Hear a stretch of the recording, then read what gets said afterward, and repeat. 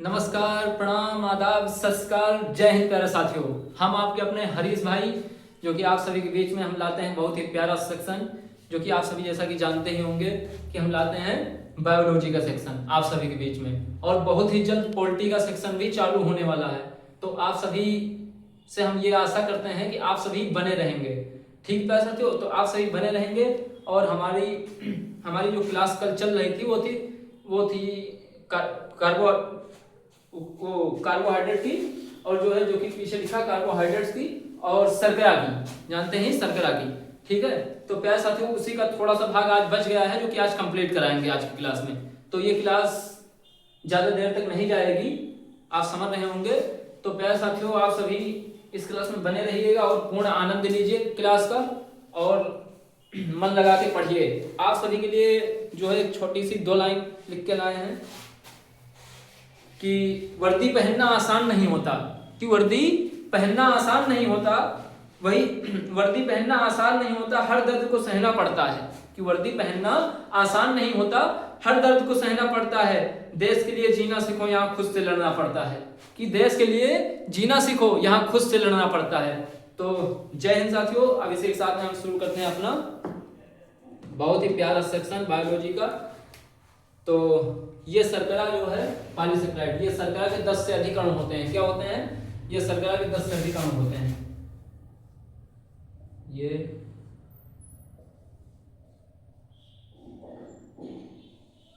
शर्करा के 10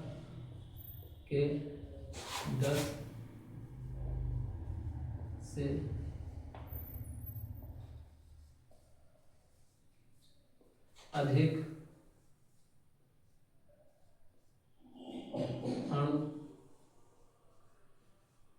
अणु होते हैं। ये शर्करा के 10 से अधिक अणु होते हैं। तो आप सभी हमारे साथ में इसे नोट करते हुए चलिएगा और रिवीजन करते हुए चलिएगा साथ में। ठीक है, तो आप सभी रिवीजन करते हुए चलिएगा। ठीक है, और इनका स्वाद कैसा रहता है? स्वादहीन होते हैं। ये स्वाद कैसा होता है?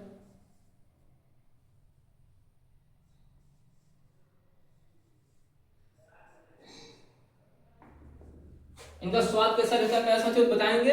इनका स्वाद रहता है स्वादहीन रहते हैं। क्या रहते हैं ये स्वादहीन रहते हैं। कैसा होता है? स्वादहीन होता है,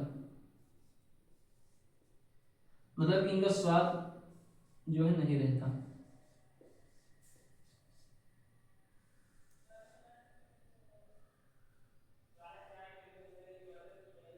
ये कैसे रहते हैं? ये स्वादहीन रहते हैं प्यारे साथियों। क्या रहते हैं ये स्वादहीन रहते हैं। और ये जो है ये शर्करा जो है हमारी पॉलीसेकेराइड, ये जल में अघुलनशील है, मतलब कि जल में ये घुलती नहीं है प्यारे साथियों। क्या होती है? ये जल में घुलती नहीं। तो आप सभी इसे भी ध्यान रखेंगे।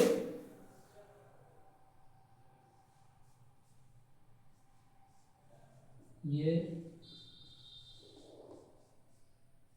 शर्करा जल में अघुलनशील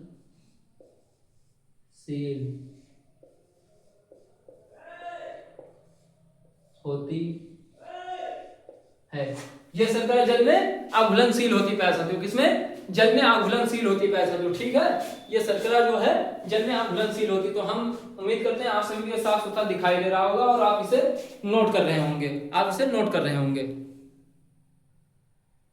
ठीक है साथियों, ये यहाँ पे लिखा हो सकता है आपको दिखाई दे रहा हो, जल में अघुलनशील होती है। नहीं तो हम इससे बड़ा भी लिख सकते हैं।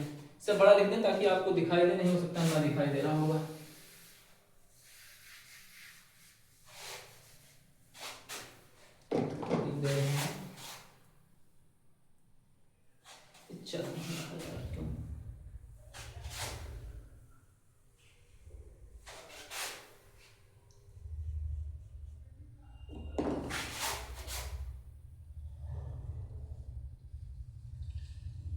जल, इस शर्करा जल में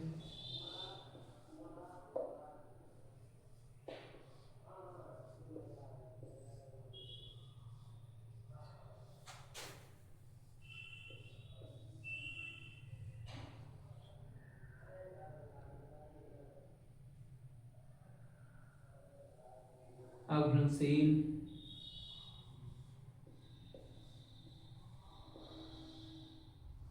होती है। ये शर्करा जल में अघुलनशील होती है। किसमें अघुलनशील होती है? जल में अघुलनशील होती है। ठीक है साथियों, जल में अघुलनशील होती है। कौन सी शर्करा? पॉलीसेकेराइड। ठीक है साथियों, कौन सी शर्करा? हमारी पॉलीसेकेराइड। तो आप सभी से नोट कर लें। और इसके उदाहरण है सेल्यूलोज,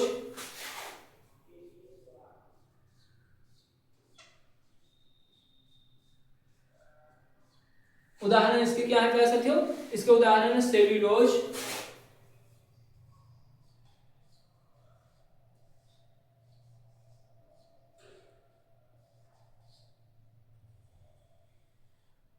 इसके उदाहरण क्या है प्यारे साथियों? सेल्यूलोज। ठीक, क्या है? सेल्यूलोज।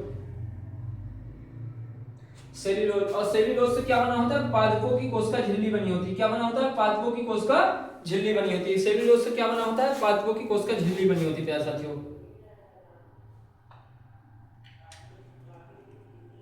ठीक है, सेल्यूलोज से बना होता है क्या? पादपों की कोशिका झिल्ली बनी होती है। क्या बनी होती है? पादपों की कोशिका झिल्ली बनी होती है।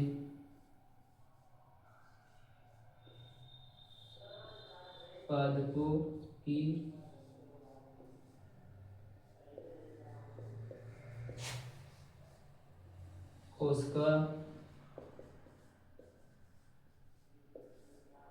झिल्ली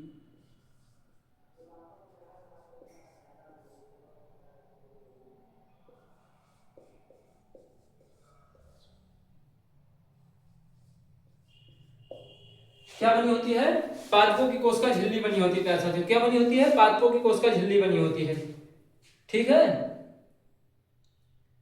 पादपों की कोशिका झिल्ली, सॉरी भित्ति बनी होती है। सॉरी सॉरी सॉरी, पादपों की झिल्ली लिख दिया, भित्ति बनी होती है। एक मिनट, पादपों की कोशिका भित्ति बनी होती है।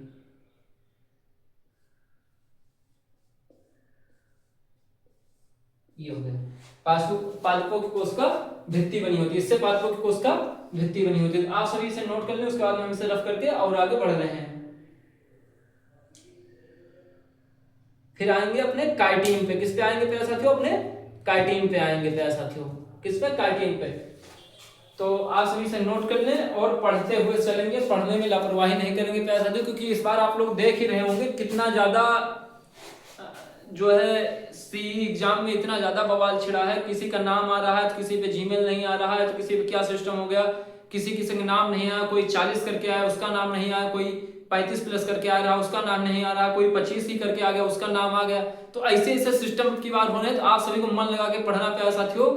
तो बहुत ही धैर्य से पढ़ना प्यारे साथियों, क्योंकि अब की बार तो बहुत ज्यादा इसमें बवाल छिड़ा। हमने देखा कई कई वीडियोस हमने देखा कि नाम नहीं आया हमारा, 40 प्लस करके आए हैं, ऐसा करके आए वैसा करके आए। तो अब की बार भाई इसमें भी कोई टेक्निकल इशू हो गया होगा आर्मी वाले में। वैसे तो हमें आज तक हमने कभी नहीं सुना कि इसमें कोई इशू हुआ हो, लेकिन आज पहली बार हम खुद देख रहे हैं कि ऐसा हो गया है। तो प्यारे साथियों, आप सभी को मन लगा के पढ़ना है, क्योंकि आपको क्लियर करना है 2027 में। आपको हर हाल में क्लियर करना है। ठीक है साथियों, हर हाल में क्लियर करना है। तो आपको हमारे साथ बने रहना है और इसे नोट कर लेना है प्यारे साथियों।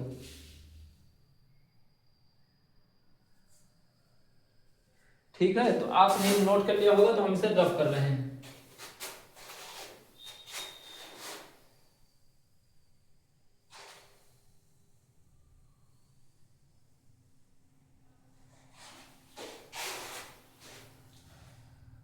हाँ, पॉलीसेकेराइड हो गया।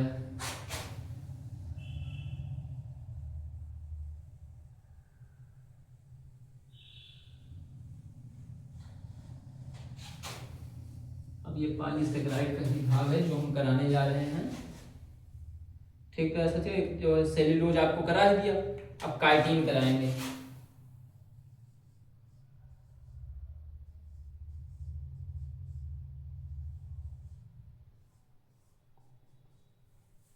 एक जो है आपको करा ही दिया सेल्यूलोज, अब बचा था काइटिन। अब काइटिन कराएंगे। कवकों की कोशिका भित्ति बनी होती है। इससे क्या होता है?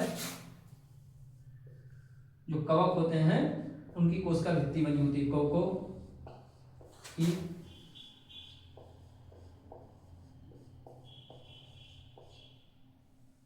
कोशिका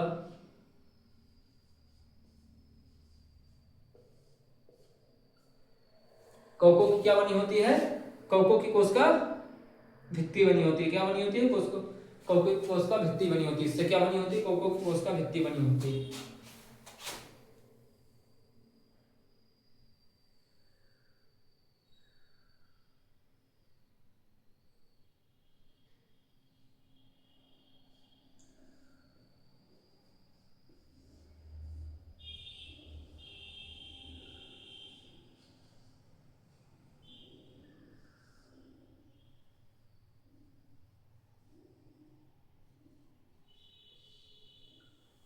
कवकों की कोशिका भित्ति बनी होती है। क्या बनी होती है प्यारे साथियों? इससे कवकों की कोशिका भित्ति बनी होती है। ठीक है।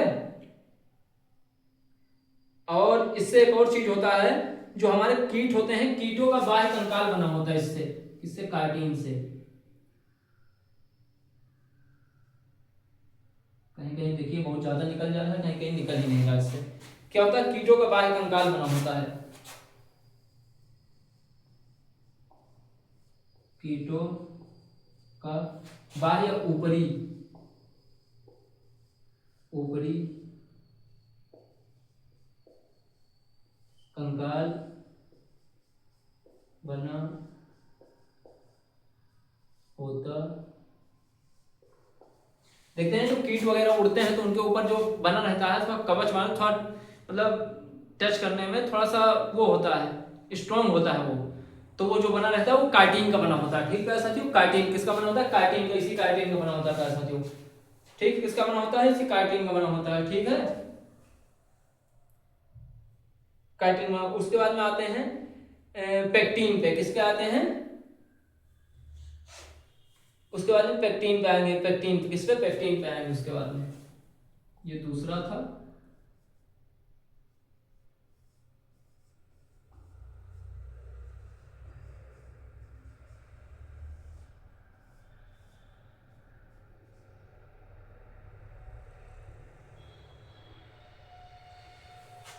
किसका बना होता है? पेक्टिन ही बना होता है। फलों का जो पका हुआ भाग है, इसी का बना होता है। फलों का पका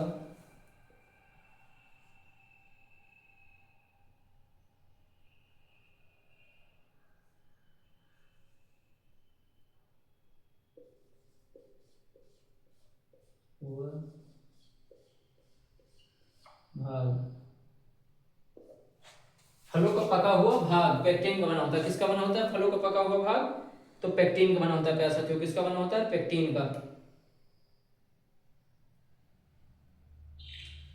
किसका बना होता है प्यारे साथियों? तो पेक्टिन का बना होता है। फलों का पका हुआ भाग, ये पेक्टिन के एकदम मुरब्बे बनते हैं इससे। क्या बनते हैं? मुरब्बे। मुरब्बा भाई खाया होगा आप लोगों ने। मुरब्बा आप लोगों ने खाया होगा, जिसका मुरब्बा बनता है, जिसका पैकेजिंग बनता है। ठीक है। फलों का पका हुआ भाग मुरब्बे में देखा होगा आप लोगों ने। मुरब्बा हमारे घर में बनाया जाता है कैसे? चीनी वगैरह में उबाल के, उसके बाद में चीनी में ही उसके जलाव में जो है चीनी का जो रस होता है उसी में रखा जाता है। आंवला आंवला का मुरब्बा तो हमें तो भाई बहुत पसंद है। आप लोगों ने खाया है कि नहीं खाया है? कमेंट में जरूर बताइएगा। और जो है कैसा लगा खाने के बाद में आपको।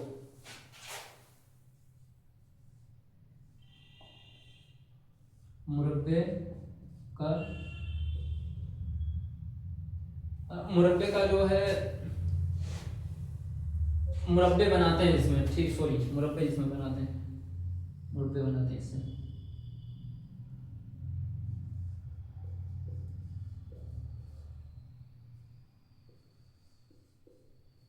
मुरब्बे बनाते हैं।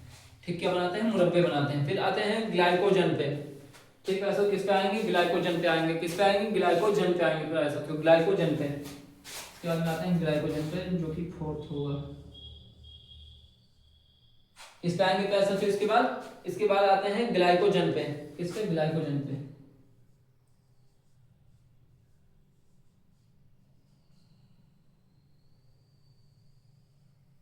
किस पे आ गए पैसा? तो इसके बाद आ गए ग्लाइकोजन पे आ गए हैं। किस पे आ गए हैं? ग्लाइकोजन पे आ गए हैं। किस पे आ गए? ग्लाइकोजन पे। ग्लाइकोजन क्या है साथियों? आप जानते हैं ग्लाइकोजन क्या है? जानते हैं जंतु के शरीर में जो संचित ऊर्जा होती है उसे कहते हैं, जंतु के शरीर में संचित ऊर्जा को कहते हैं। किसे कहते हैं? जंतु के शरीर में संचित ऊर्जा को। आप सभी देख रहे होंगे ग्लाइकोजन, और वहां तक नोट कर लीजिए। ग्लाइकोजन क्या होता है? जंतु के शरीर में संचित ऊर्जा क्या होता है? आप सभी ने इसे नोट कर लिया होगा, इस वजह से हम साइड हो गए। जंतु के शरीर में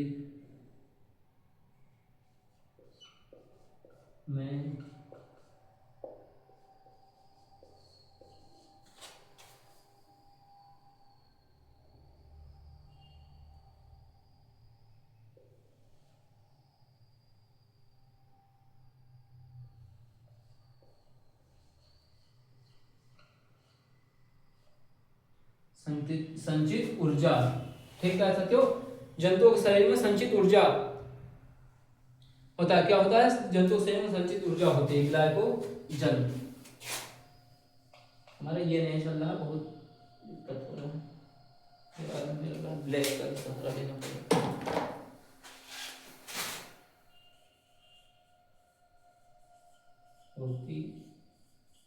अब फास्ट चला।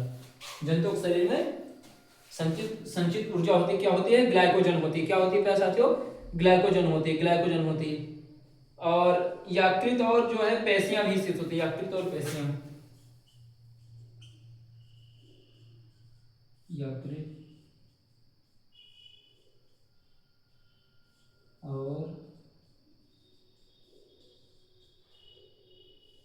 पेशियां, क्या चीज? यकृत और पेशियां प्यारे साथियों। क्या है? यकृत और पेशियां, यकृत और पेशियां। तो यहाँ तक आप नोट कर लेंगे, उसके बाद में हम आगे बढ़ते हैं। आप यहाँ तक नोट कर लीजिए, उसके बाद में हम आगे बढ़ते हैं प्यारे साथियों। ठीक, क्या करते हैं? हम आगे बढ़ते हैं, यहाँ तक आप नोट कर लीजिए।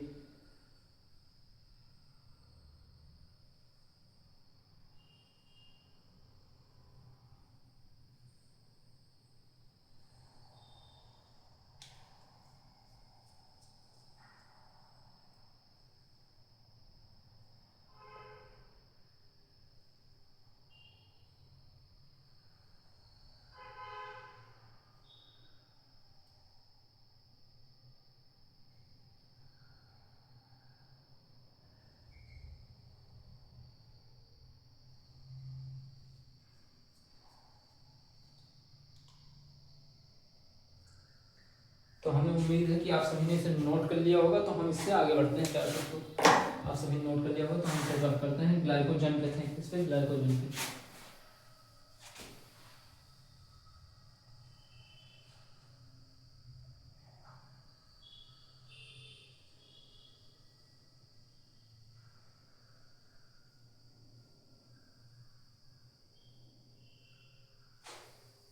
किस पे थे प्यारे साथियों? तो ग्लाइकोजन पे थे। किस पे थे? ग्लाइकोजन पे। किस पे? ग्लाइकोजन पे थे प्यारे साथियों, ग्लाइकोजन पे। अब आता है मांड। क्या आता है? मांड।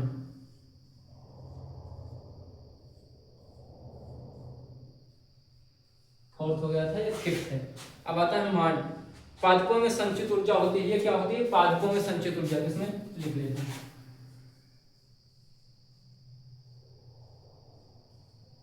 पादपों में चित ऊर्जा होती है। पादपों में संचित ऊर्जा होती है। किसमें संचित ऊर्जा होती है? तो पादपों में संचित ऊर्जा होती है। क्या? मांड। मांड जो होता है पादपों में संचित ऊर्जा होती है। और कहां कहां पाया जाता है मांड, जानते हैं? ये पत्तियों और बीज में, पत्तियों और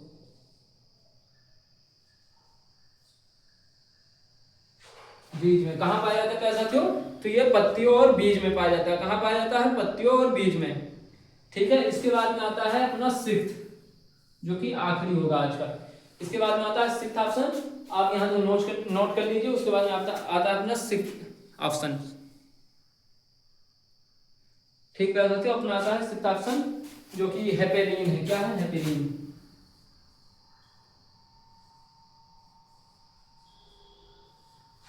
क्या है साथियों? हेपेरीन है, क्या है? हेपेरीन, सॉरी हेपेरीन, क्या कह सकते हैं? हेपेरीन। तो आप सब यहाँ तक नोट करते हुए चलेंगे।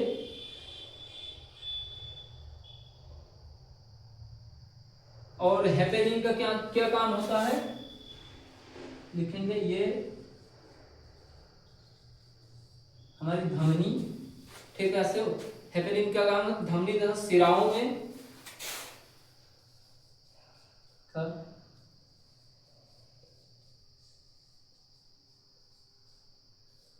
सिराओं में, ये धमनी तथा सिराओं में जो है खून जमने से रोकता है। क्या? हेपेरिन जो होता है खून जमने से रोकता है। क्या करता है? खून जमने से रोकता है। खून जमने से रोकता है। क्या करता है प्यारे साथियों? तो खून जमने से रोकता है। ये आज का लास्ट ऑप्शन था। इसके बाद हमारा शुरू होगा रोग कल से, डायसेस, ठीक है। इसके बाद हमारा क्या शुरू होगा? रोग और रोग, जिसे हम डायसेस कहते हैं इंग्लिश में। तो प्यारे साथियों यहाँ तक आप सभी नोट कर लीजिए, ठीक प्यारे साथियों, यहाँ तक नोट कर लीजिए। उसके बाद में रेस्ट करते हैं, आपको फिर 2 लाइन फिर से कोई बढ़िया सुनाते हैं जो कि आप सभी को नोट करने के बाद में।